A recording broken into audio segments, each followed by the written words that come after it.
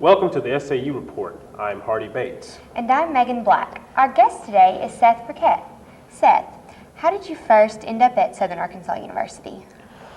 Well, when I graduated high school in 2004, I wasn't planning on playing football. I was just going to go join the military and like my dad.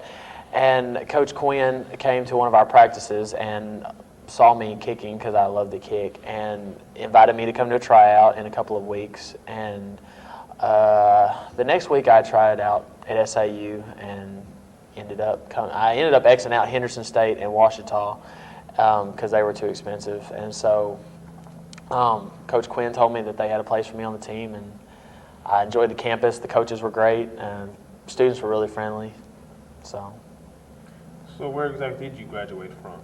I graduated from Stuttgart High School. Stuttgart is about 25 miles, 30 miles east of Pine Bluff. I was born and raised there, lived there my whole life up until about 3 years ago. Okay, so what were some of the accomplishments you had playing football in high school? I actually started playing soccer when I was 6, and I played soccer ever since I can remember. And my junior year in high school, my dad came to me and asked me if I thought I could kick a football, and went out and tried out for the team because my dad's a football fanatic. He's never been big into soccer, but the coach came and told me that everything was good. They had a spot for me. We didn't have a kicker at Stuttgart at the time, and I made the team my first year there. And my first year I really didn't play that much because we had a guy in front of me that had done some kicking, but he got hurt about halfway through the year, and I ended up coming on to play. And that was the year we went undefeated and won the state championship. And the next year I started place kicking, punting, and kicking off. And we ended up going 7-5 and making the third round of the playoffs. And I won honorable mention all conference in football and honorable mention all conference in soccer. And I set a lot of records at the high school. Longest field goal was 48 yards. And then I made the most field goals in a game, which was 3, and that was the first round of the playoffs against Greenwood. I have a feeling if I had started playing football a little bit earlier, I probably would have gotten a little bit more recognition from coaches at the college level, and I probably would have gotten a little more high school awards too. But I don't think I could have made a better choice than to come here because like I said earlier, the coaches have just been great. They've helped me mature as a player, and I've learned so much from all the other players. They've just been tremendous helping me out. Well, how has your experience been here at SAU as far as with football compared to high school? The transition going from high school football to college football was pretty drastic, especially in the weight room area, because when I was in high school I really didn't lift a lot of weights, and I didn't run as much as everybody else because my coaches were worried about me getting hurt because I was the only kicker at my high school. And then I came to SAU where they at the time they had 3 kickers, two pure kickers and a punter, and I was really sort of, at the time being a freshman, I was more of one of those expendable players who, if I got hurt, it really didn't matter very often because they had somebody that could come in and take my spot. But the speed of the game was something that was a lot different too. At the college level, you have athletes that are so much quicker and so much stronger. The better players at the high school level have gone up, whereas those guys that were just making it on the team in high school aren't there anymore. So you really had to pick your game up, and you had to be pretty quick to learn stuff, especially in kicking, the timing, getting your kicks off, all the different technique stuff. That was a lot. It took a lot to learn, and I'm still in the learning process. Every year you get different players. Players graduate, players leave, new players come, and you have to work with the new players, especially at the kicking position, which the kickers and the punters are really the only players that actually practice that one position. But your snappers and your holders are usually players that play other positions. Like our snapper right now plays wide receiver, and our holder is a quarterback. So while we're kicking and punting, they don't have time to come work with us on snapping and holding. So you have to find that extra time to work with them, and it does take some dedication to play the different positions and learn all the different stuff, and to actually make the time to practice those other positions. Well, what do you think about the new artificial turf on the football field? Does that have any effect on the kicking aspect of the football game? In a way it does, especially when it comes to the weather, because when you're playing on a traditionally grass surface with dirt, take for instance in a rainy situation or a really windy situation, the more you kick, the more your feet plant into the ground and the more chances you have to slip and the more messed up the field is going to be. Whereas on an artificial turf like we have at SAU, the field solidity-wise is always the same. It's never going to move. It does cause a little problem with it being slippery because when you get that artificial turf wet, it is slick and you have to be really aware of your balance.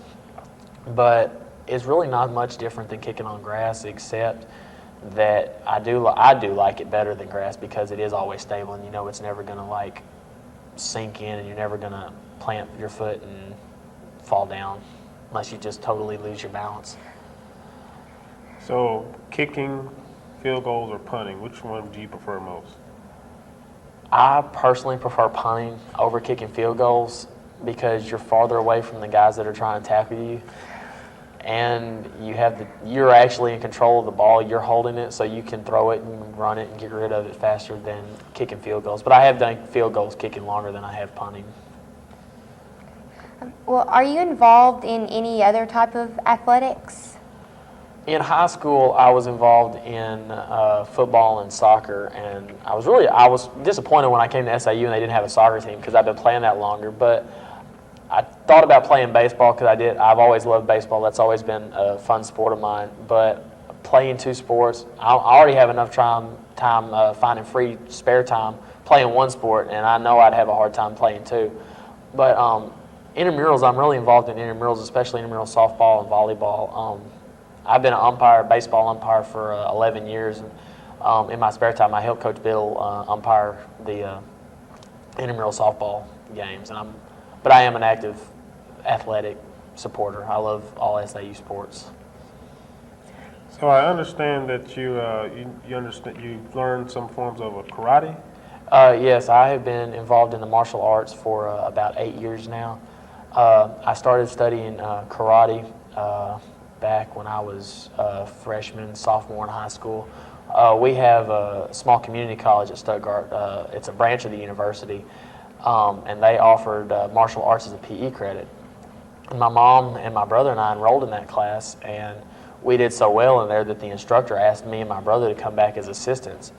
And up until I graduated high school, every semester I went and helped him out and learned more. Finally achieved my green belt, which is about, I think it's 2 away from black. When I got to SAU, at that time I was really heavy in the martial arts and I was really looking for a place where I could continue my studying. I didn't know how busy I would be, but Darren Hudgens, that owns Hudgens Black Belt Academy down the street from the campus, offered to train with me a little bit. So he worked with me some on my taekwondo skills, which it's a lot different than karate in that karate is about 80% hand techniques and 20% feet, whereas taekwondo is the total opposite. They use a lot of kicks and strikes.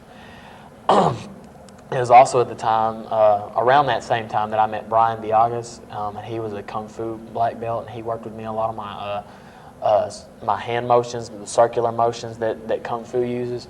And he also taught me a little bit about Tai Chi, which it's exactly like Kung Fu, only it's a lot slower. And I use that a lot for more of my meditation time. Anytime I need to relax and calm down, I usually get in a Tai Chi position and just meditate, put on some soothing music and relax. But they've taught me a lot. The martial arts has self-discipline, respect, flexibility. They've given me a lot of aspects that I can take outside of the dojo and into everyday life. I understand that some of the martial arts work with different types of weapons. Do you train with any of those, or? A couple of years ago, I started doing training with the nunchucks, which is it's an old weapon that they used in Japan. It's 2 wooden sticks with a chain or a rope ball bearing in the middle, which was used to flay rice. And back in the old days, in the feudal days of Japan, you really couldn't carry swords and everything around out in the fields with you. So the soldiers in Japan really had to make do with whatever they had. And they started using that as a weapon. And I've been training with that for about 3.5, 4 years now. I've also trained with 3 different types of swords. The samurai sword, which it's a sword that's about this long, 6 feet, about 4 feet long with a 2-foot handle. The Tai Chi broadsword, which is more of a pirate-shaped sword with a curved blade, and then a Tai Chi straight sword, which is it's got a really loose blade. It's for lots of fancy over-the-head gestures. I've trained a little bit with a bow, which is it's a staff. It's about 6 feet long, about as tall as I am. But I really like training with the nunchucks. That's my favorite weapon. Okay. And do the weapons, are they more of karate, or do you use those with taekwondo, or are they just sort of a separate martial arts category altogether? Martial arts weapons you can't really classify them as one style, or you can't really categorize them with one style.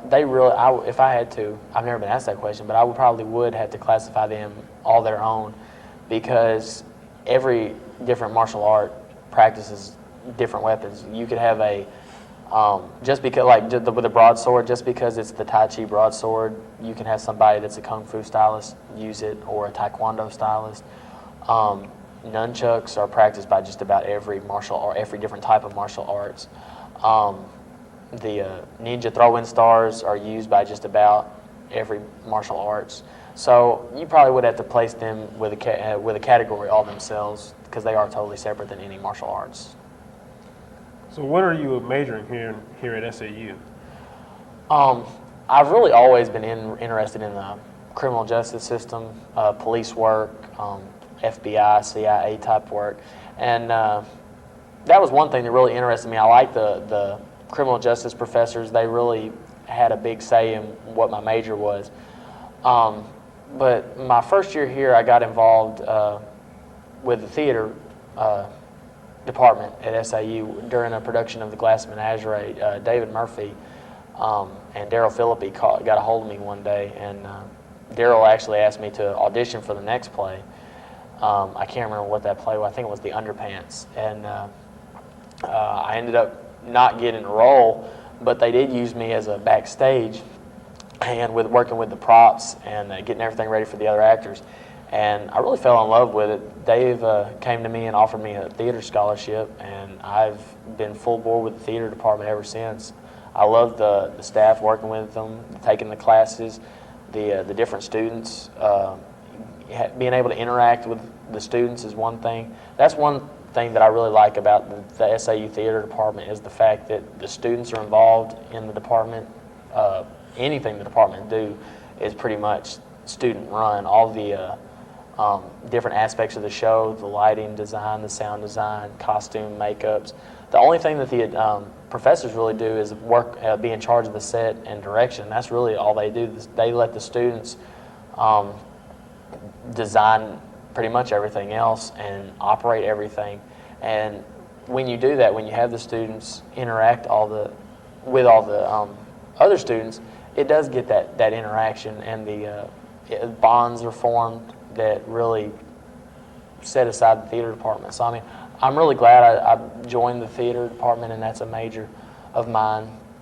And the last semester in the fall of 2006, or 2006. In the fall of 2006, I actually worked at the high school as an assistant football coach, and I never really saw myself as a coach before.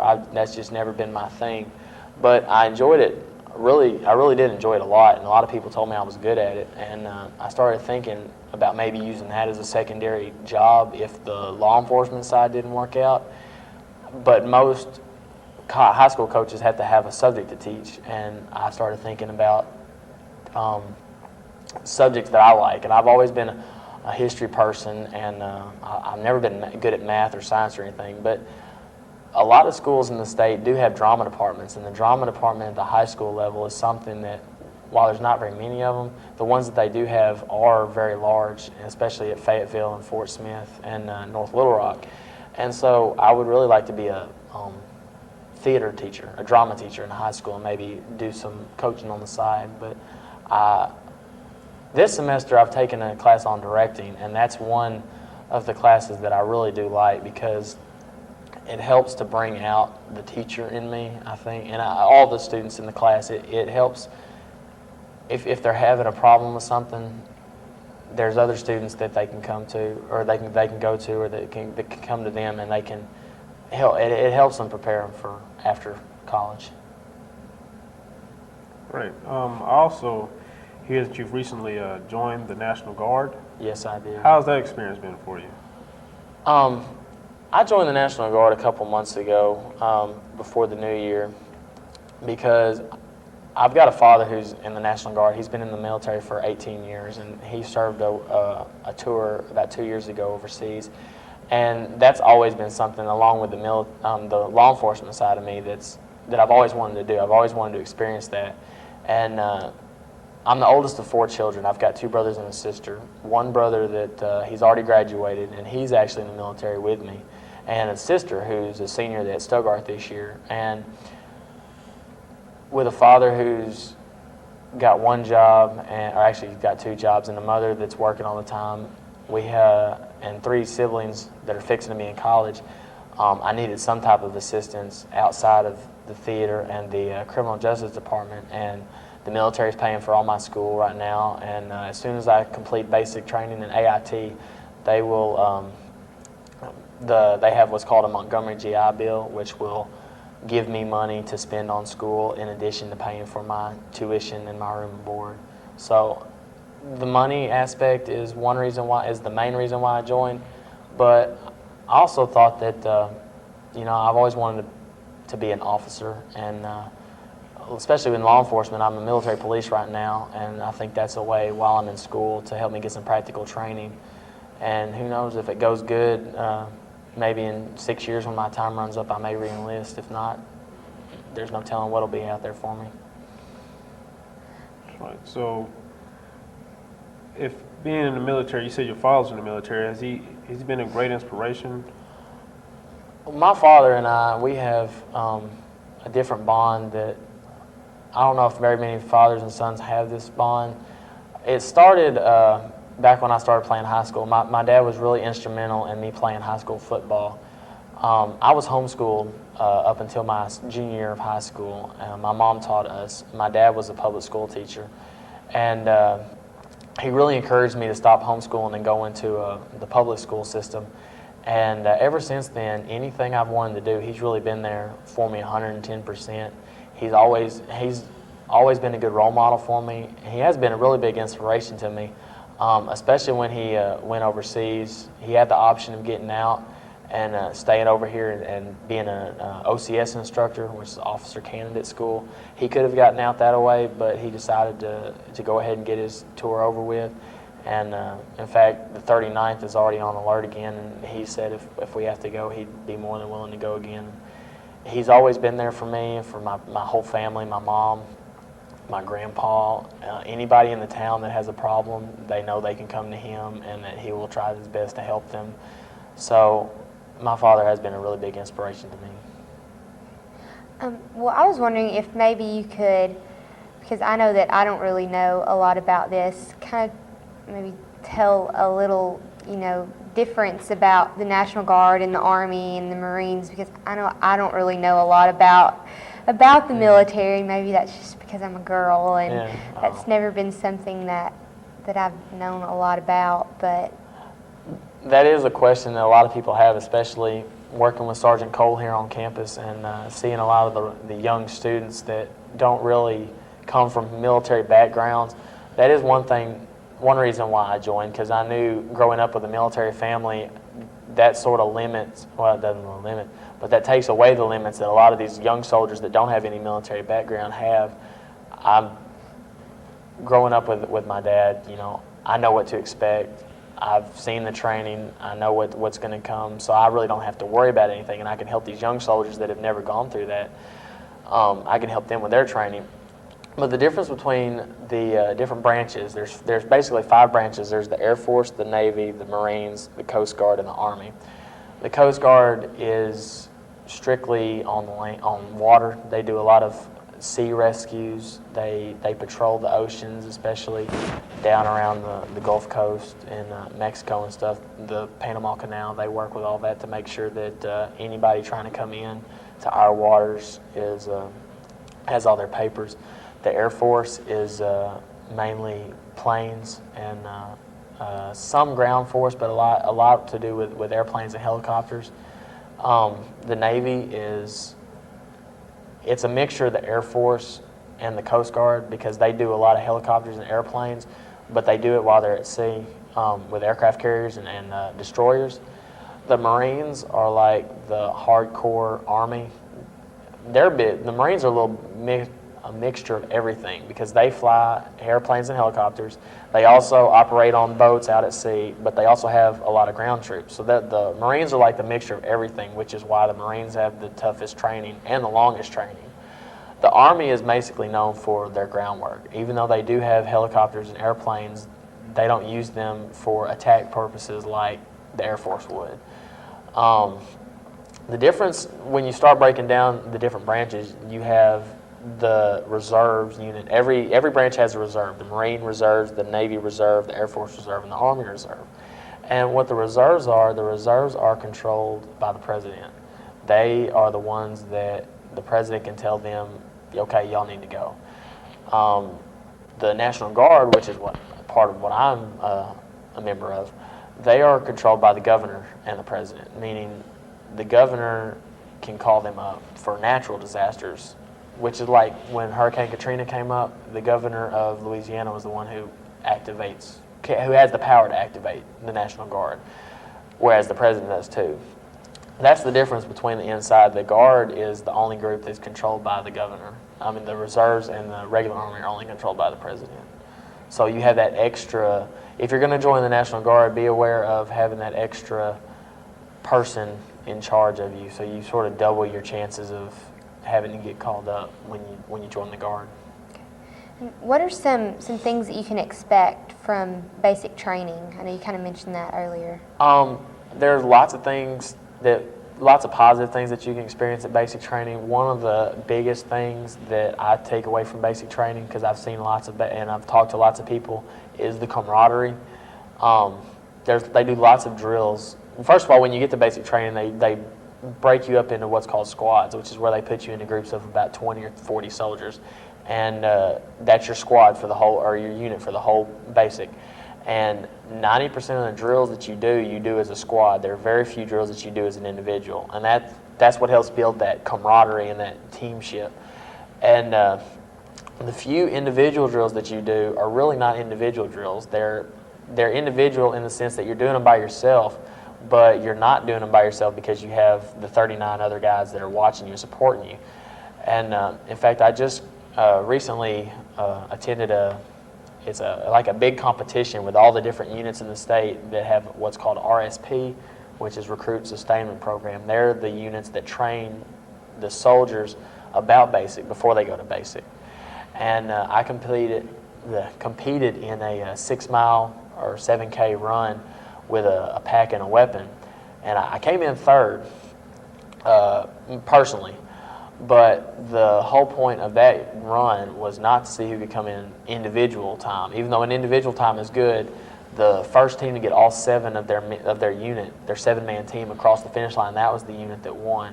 And the unit that took away the prize at the end was actually from Mountain Home, the smallest RSP site. So that tells you about how they do their training. But the basic training teaches you lots of things. It teaches you map reading. It teaches you about different types of weapon, different types of gas, different types of vehicles and maintenance and stuff. And so it does teach you a lot of stuff that you can take out into the real world. Okay, well, Seth, once again, man, I'd like to thank you here for being on our show. I appreciate it, Hardy. Thank you very much. And thanks for watching the SAU Report.